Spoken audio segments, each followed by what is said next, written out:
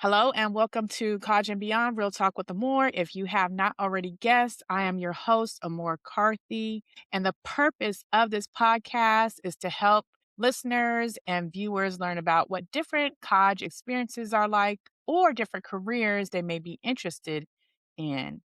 Our episode today is sponsored by Education Innovations, where we help guide families through college and graduate decisions, admission decisions, as well as life beyond. So, today's episode, we will be having Daquan, who is going to be talking about his journey. His episode is entitled Born in Brooklyn, Built at TSU, A Creator's Path to the Spotlight. So, we're going to go ahead and bring him on so we can get this conversation started. Brooklyn, Hey, thanks for what's coming good? What's good? on. Hey, thank you for having me. Absolutely. Your episode is entitled Born in Brooklyn, Built at TSU. So you're from Brooklyn. How did you hear about TSU? Some people may like, what is TSU? Can you tell us, spell out what TSU Yes. is? Because somebody may think it's a different university. We want them to know what university it is. Gotcha. So yeah, I was born in Brooklyn. My parents moved to Atlanta. So I did do grade school in Atlanta, but I claim Brooklyn because I love the culture. My grandmother, she lived in Brooklyn and Queens. And, I would go up there every summer. So it was kind of like I still live there. And I just love the culture. So, funny story, TSU, which is Tennessee State University, the real TSU, not Texas. I ended up actually first starting out at a culinary school because I thought that's what I wanted to do with my life. I thought I wanted to be a chef. My mom, she went to Le Cordon Bleu. So she would always cook like these puff pastries and all these different dishes, and I thought I wanted to be a chef because I watched her and I would cook in the kitchen with her sometimes, so I know how to cook. I thought I wanted to go to culinary school, so I ended up going to Johnson and Wales in North Miami. And as you could tell, as an 18-year-old fresh out of high school, being on South Beach, attending a college in Miami, it wasn't going to work. And I also ended up not going to Johnson& and Wales for culinary. I went for marketing. Wow. Yeah, it's a little awkward because you think, going to a culinary school is all culinary, but Johnson& and Wales had other different majors. And I was like, I could cook, but I kind of want to do the marketing thing because I wanted to be like this mogul at the time before everything that he had going. Diddy was like my role model because he had everything going on. So I ended up saying, I want to go for marketing. Ended up getting kicked out that school, long story short, because I was not going to class. And I ended up coming back home to stay with my parents. And my mom was just telling me, she was like, hey, you need to figure out what you want to do with your life. Like, it's cool that you're here, but Mm-hmm. you need to figure it out, Mm-hmm. whether that's a college dorm room or your job in an own apartment or your business. Mm-hmm. So over the summer, I was working a bunch of odd jobs. I worked at Turner Field doing janitorial work. I worked at the aquarium. I worked at the World of Coke. Mm-hmm. And I did a bunch of odd jobs, and my mom was like, hey, well, if you figure out where you want to go and you raise half the money for school, then I'll put up the other half. Mm. And like I said, I was hustling. And as I'm cleaning these bathrooms and doing all these odd jobs, I'm listening to the Breakfast Club, Charlemagne. This is back when they were like in their prime of just going crazy viral for everything, and it was entertaining, and I would sit there and be like, wow, I want to get paid just to talk to celebrities and just to talk to people. Mm-hmm. And at the time, radio was more so behind the mic and it wasn't visual. So I Mm. would listen and imagine that I was in these places, and I was like, wow, I could really see myself doing that Mm-hmm. because I'm a type of person I like to be heard and not seen. So I ended up applying to TSU, Tennessee State University, because I saw they had a communications department and I saw they had a radio station there. I looked them up. I knew some people from my old high school that went there that said it was a good school. Mm-hmm. And my mom, she was always, of course, she wanted me to go wherever I wanted to go, right? But she always stressed, go to a HBCU. Go Mm-hmm. to a HBCU, get that HBCU experience. My mom, she went to college, but she didn't go to an HBCU. I can't remember the school, but I think it was like community college or something like that. But she didn't go. My stepfather, he went to South Carolina State. He Mhm. crossed Mega Top 5, so he had that experience. My sister, she was the first one out the house. She went to Howard University. So my mom was really like, "Hey, you can go wherever you want, but HBCU, HBCU, HBCU, scholarship, scholarship, scholarship." Mhm. TSU was where I ended up. That's where I did the college tour, and I was like, "Oh wow, this is the actual radio station. They have a TV station, so I could really make some things happen." That's how I ended up at Tennessee State University. Wow. So I just want to say I'm thankful that you shared your true story. A lot of people try to pretend like they had it all made and they didn't, change their mind. I think your story is more common than most people think about changing their mind or starting something and saying, "You know what? This is not for me. Maybe I might change my major, change my school." This is common. I like that you didn't just say, "Hey, you know what? I'm going to stick with this, even though this is not for me. That's a waste of Mhm. money. This is, you're not going to be happy." And I Right. like that you share that so that people understand and young people especially understand if it's not for you, it's not for you. Make that change and do what you want to do. So Brooklyn to TSU. So what exactly did you study at TSU? And then were you involved in clubs? Did you get involved at the radio station? Mhm. Did you start to develop, your career or your business there? Like, what did you do? Yeah. So when it came to me being at TSU, when I was a freshman, I had work study. Mhm, And when I was choosing to where to do my work study, I was a mass comm major. Usually, when you go into college, you kind of like, I'll go undecided just to see where I fit in or what I really want to do. But, like I previously said, I already knew I want to do media, I want to do radio, I want to do this. So I became a mass comm. I registered as a mass communications major. Communication, mass comm, same thing. It's all built up under a big umbrella because communication is everything. That's marketing, that's networking, that's media, journalism, broadcasting, everything. So my umbrella was under journalism and broadcasting. So I was like, hey, well, if this is my major, then why don't I just do my work study at the radio station? So what's funny is I ended up working the front desk at the radio station. And I would always talk. It was this girl, her name was Robin Champagne. And we're still great friends to this day, like all that good stuff. And she was sitting next to me and she was like, we're just talking, and she's like, hey, like, I know you're a freshman, but we need to see how we can get you on the radio. So she ended up introducing me to this guy. His name was Devakio. And like, I don't know if it was just the guide or what it was, but he ended up coming and he was like, hey, I'm developing a freshman show. Usually freshmen are supposed to shadow shows because, as a freshman, you come in and you might just be playing on the mic. You know what I'm saying? And it's mhm, $3 million worth of equipment sitting in a radio station. So we're supposed to shadow, but he was like, hey, I'm a I believe he was a sophomore at the time, a sophomore or junior, one of those. And he was like, hey, I'm developing this freshman show. It's going to be called, well, I don't think we had a name yet, but he was like, I already got two other girls and I think you would be perfect for it. You want to try out or whatever. And I think we did like we did a mock show. And then after that, he was like, hey, I want to produce y'all show. And we got the okay from the radio station manager, Mr. He was a great general manager, great station runner. mhm. And he allowed it to happen. And my first show was Flexing and Finessing. It was called Flexing and Finessing, a freshman show. And also while I was at school, I joined Collegiate 100, which Yes. is, you can be, it's 100 Black men nationally, but on college campuses, Collegiate 100. In 2017, I became a member of the Beta Omicron chapter of Alpha Alpha Fraternity Incorporated. What else did I do? I was a mentor. I was a university ambassador for freshmen because I was doing a lot as a freshman when I came in. So when I became a sophomore and a junior, I was like, hey, I want to give this same type of encouragement to the freshmen coming in so they know Mhm. you could do all this great stuff at TSU. Those were the little things that I was involved in when I was at TSU. You said little, that's big things. That is a lot. That was a lot. Yeah, you seem like you were strategic and you didn't just fall into it, like, you knew exactly how to move.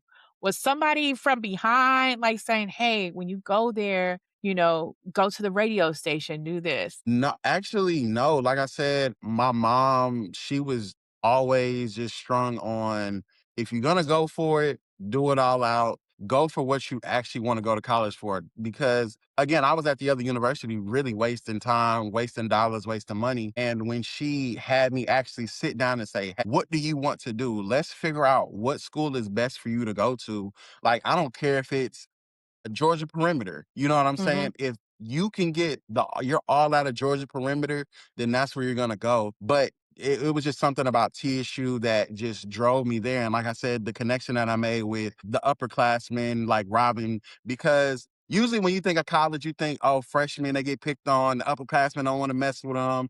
But it was completely different vibe. I joined the promotions team when I was a freshman. So I was actually getting paid to be on a promotions team because I worked work study there.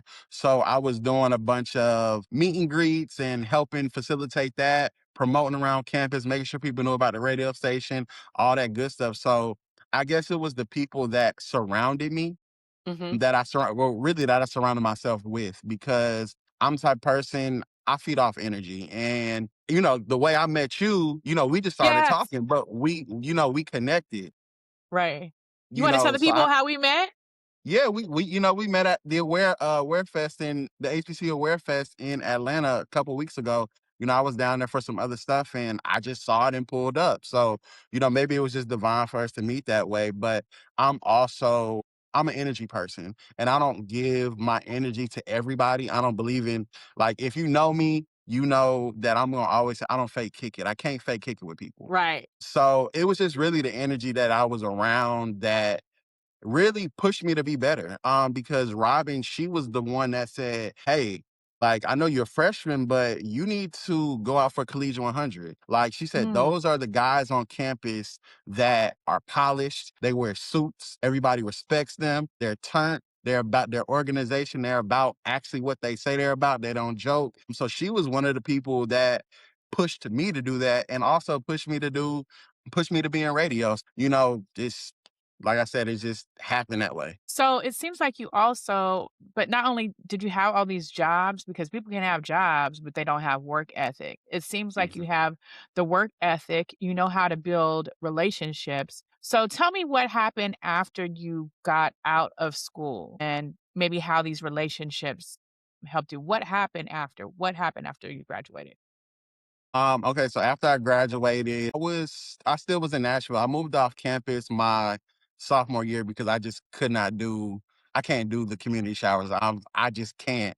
I lived the freshman life. I was like, I can't do it. I need private bathroom. I need to be able to walk around how I want to walk around. So I had my off-campus apartment. So I guess you could say I was already kind of responsible and established by then, because a lot of people, they stay on campus and then when they get off, they don't know about light bill, they don't know about rent, car note, all this extra stuff that comes along with the after effects of college. So I was already stable in that motion. It was more so, hey, how do I navigate in my career field outside of this? I had an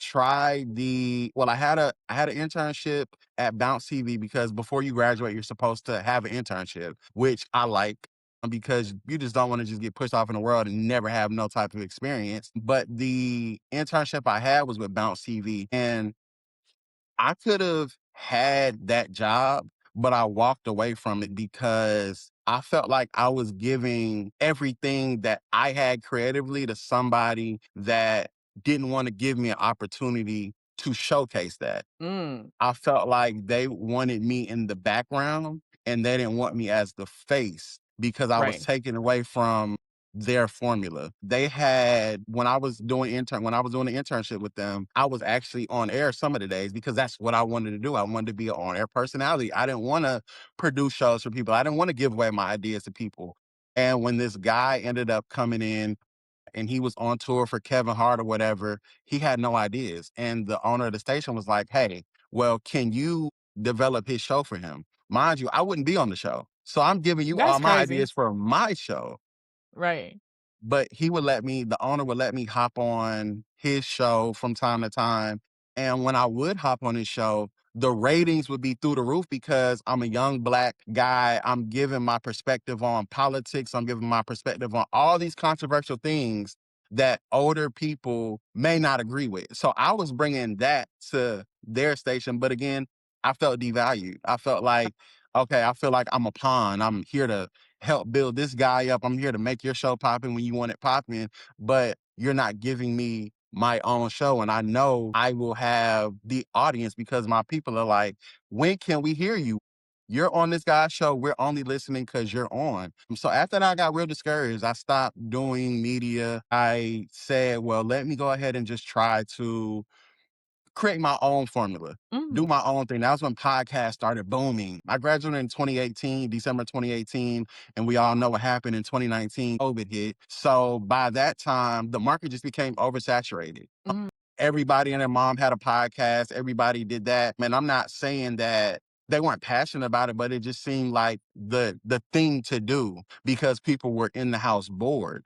mhm, So, I got real discouraged because I felt like nobody was paying attention to me. And then once kind of COVID started dying down, I would do like things here and there. I would do little skits or not skits or, little hot topics with my people on Zoom. mhm, After that stuff died down, COVID died down, I stopped doing it. And then I ended up getting my homegirl, her mom actually was working, she works in media.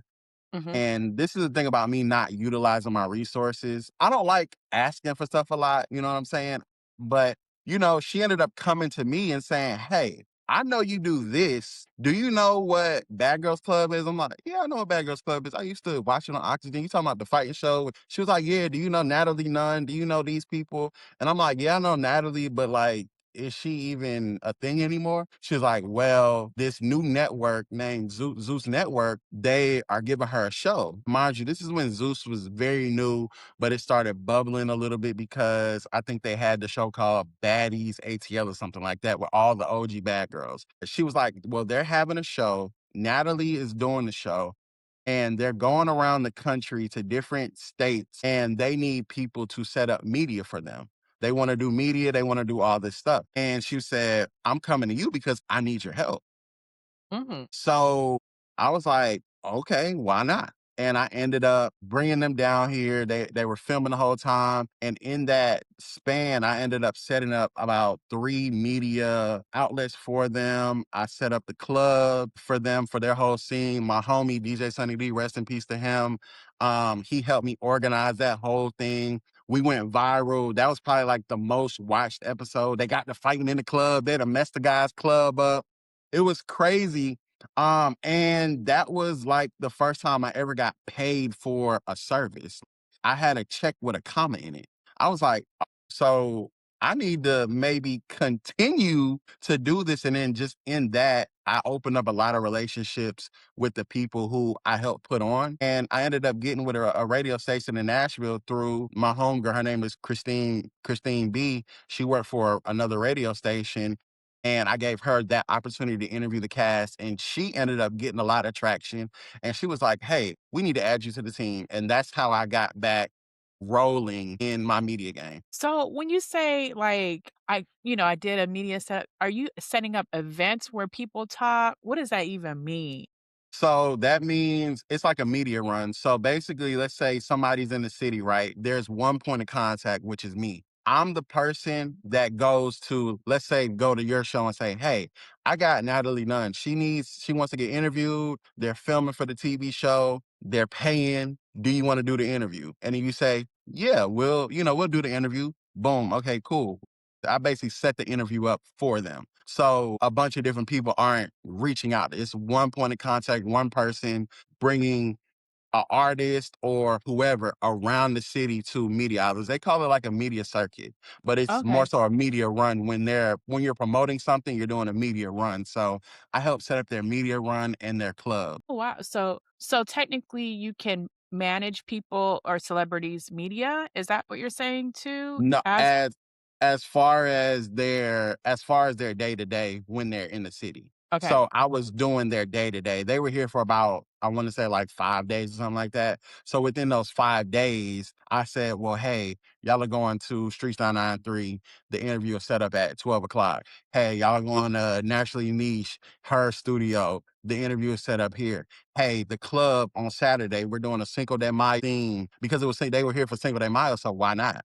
Hey, we're Mhm. doing a Cinco de Mayo theme at Calendars at this location. Y'all appearance is here. We got the red carpet set up. We got this, that. Y'all are gonna have 5 bottles. shows. Just make sure you show up here. So that's what I was doing. Okay, so with the media person like you, do they contact you when they go to your city?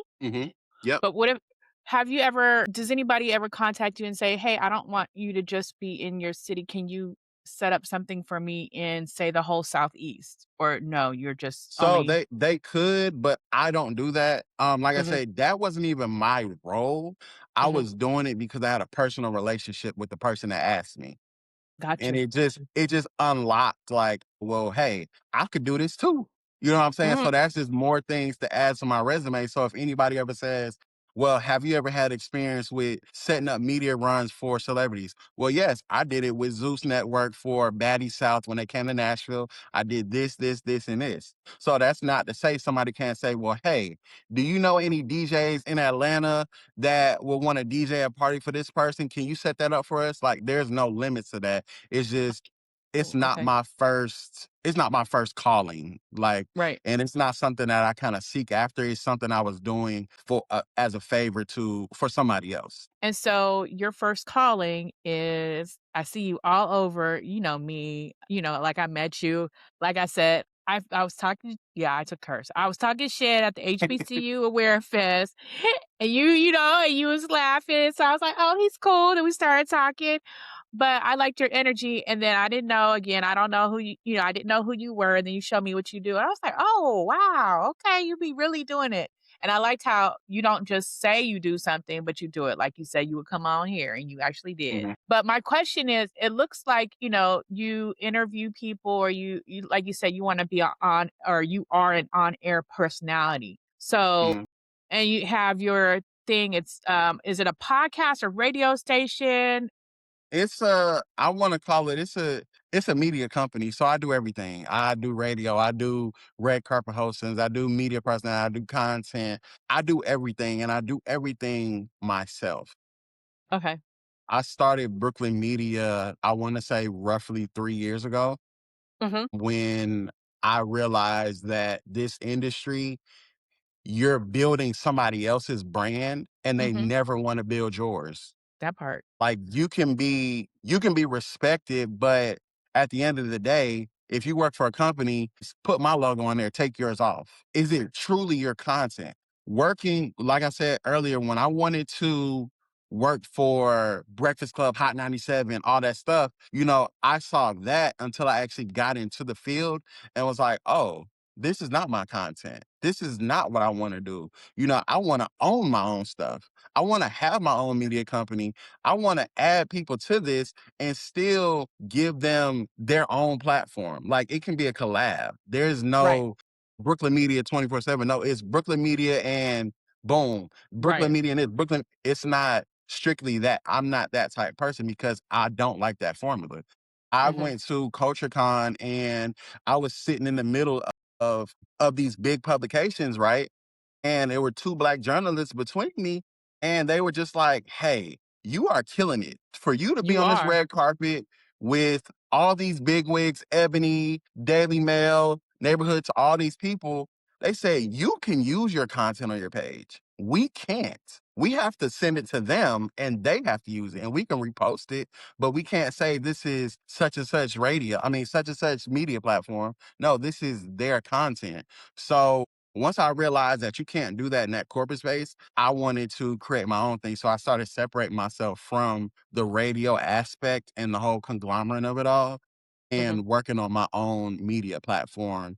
And I've been able to, the things that I've learned from radio, I'll say it was very beneficial. I have no issue with radio or anything like that because everything that I've learned, I've taken and I've applied it to my own thing Hmm. and everything was beneficial to me. So, I've used that formula to get into the rooms that I've been able to get into just with my own platform, my name, and how I would run it if I was a GM working for these. But I also understand business is business. Like, I get it. So it is what it is. So, Brooklyn, since you worked for other people at first and you learned, like you said, that you wanted to own it on your own, I know as a business owner, sometimes at first it's difficult to monetize or make the amount of money that you want.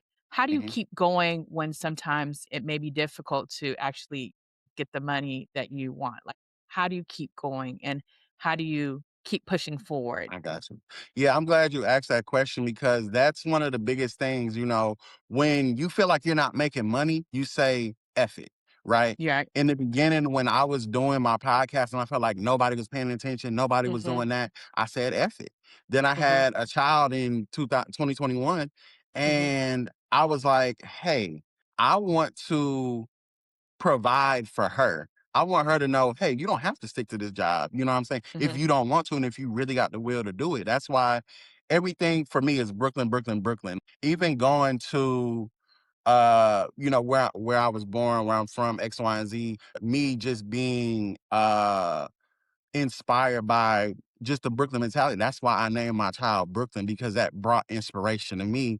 So now she's the inspiration for me, which is why everything is Brooklyn media. My daughter's Brooklyn. I'm from Brooklyn. I love the culture of Brooklyn because it all is inspiring. So that's what keeps me going. And also, I'm a firm believer in if I get one good thing, one good Mhm. lick, then that's fine for me. Like a lot of people that look at my page and be like, oh, well, you interview all these celebrities. But like they don't know the hundreds of people I've emailed in the midst, right? But I've also within that them thousands of no's, I've gotten at least one yes multiple times, which has opened a lot of doors for me. I've also been able to make money off of my content. Now, is it the money that I really want to make? Not right Right. now. But I see value in my company and I see value in what I do. So if it made me $1, I know that Mhm. there's value in it because I made $1. So I can make two. Maybe if I do this extra thing, I'll Mhm. make three. I'll make Right. four. And once Right. I started kind of changing up my interview style and being more personal, asking a question that people want to ask and kind of figuring out the formula on this interview thing, my interview started going viral. I want to say it was a combination between Candy Burris, Natalie Nunn, T.S. Madison, and Soldier Boy that those 4 interviews and DJ Mhm. Envy, those 5 interviews were interviews that catapulted my media company from a non-monetized platform to a monetized platform. So I was making money from my interviews. So I'm like, okay, cool. I can make money from this if I continue to keep going. So like when it comes to just being discouraged, I always just look at my name and it reminds me of my daughter and why I do it. And just because you're making $5 right now don't mean you can't make $1,000 next week if you continue to keep pushing and being consistent. Well, I wanna say, Brooklyn, you are inspirational, as a business owner myself, but I want to say that one thing that I noticed about you is that you're not a taker, you're a giver, and I could feel it in your spirit when I first met you because there's a lot of people who, when they get around celebrities or they get Right. around people who have a lot of money, you can feel like they're, like, just scratchy, scratchy, just trying to get, but I felt like you were just trying to learn, and then when you talk to people, you're really trying to get to know them. So even when I watch your interviews, it's not like you're trying to like, I'm just trying to interview them to, get Get a money out moment. of them, but just really trying to share their story, and I appreciate that about you. Keep being you, but then I want you to close with, what advice would you give to someone who is trying to build their own company that is young just like themselves?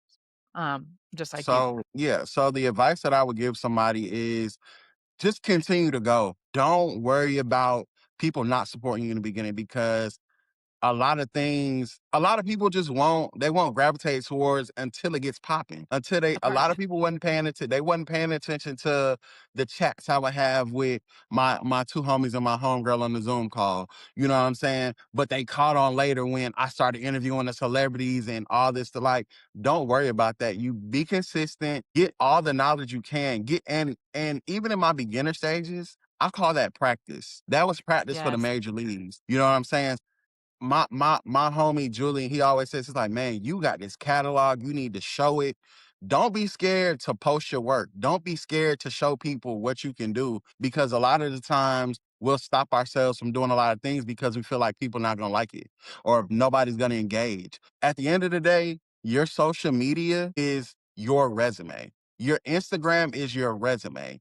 That's the first thing somebody will go to before they go to anything else. They'll go right to your page and see what you post, how you post it, what it look like. So Don't get discouraged. I say post that content, post the content, post the content, be consistent.